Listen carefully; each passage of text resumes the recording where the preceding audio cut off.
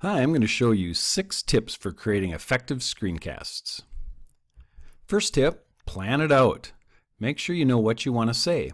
You probably want to have either a script or an outline. I choose just to have an outline. In fact, my visuals often guide me through my presentation. That leads to what will you show on screen. In this case, I'm using a Google slideshow to show what I'm talking about. You could also record a website.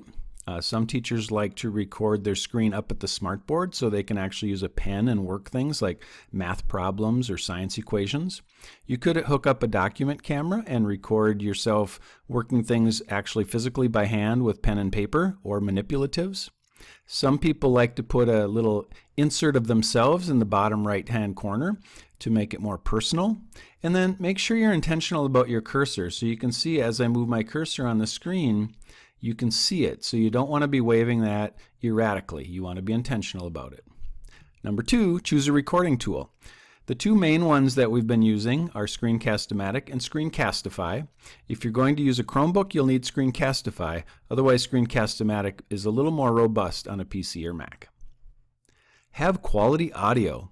So find a quiet place to record. The built-in mics in your computer are usually just fine, but if you have a USB microphone available, it can improve the audio quality.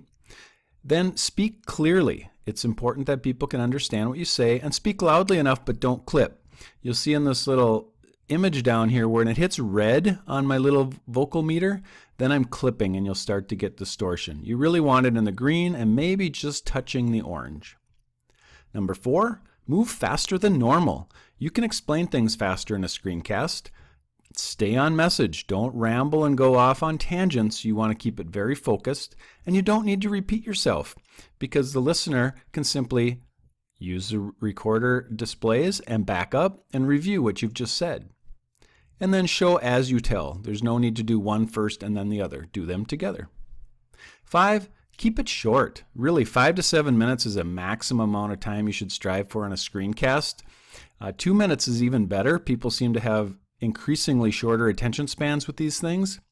And if you do have to be longer than that, try several short videos rather than one long one. Break it up into smaller chunks. The younger the audience, of course, the shorter the video should be. And if it's fairly long, consider using something like Edpuzzle to add interactivity to longer videos where the listener needs to stop and answer a question before moving on. And finally, 6, it doesn't have to be perfect. The message, of course, needs to be accurate, but small flubs and pauses in the delivery are okay. My performance on this certainly hasn't been perfect, and I'm not perfect live either. It's okay, we're human and we make mistakes, so don't get too obsessed with that perfection. You really want it finished rather than perfect.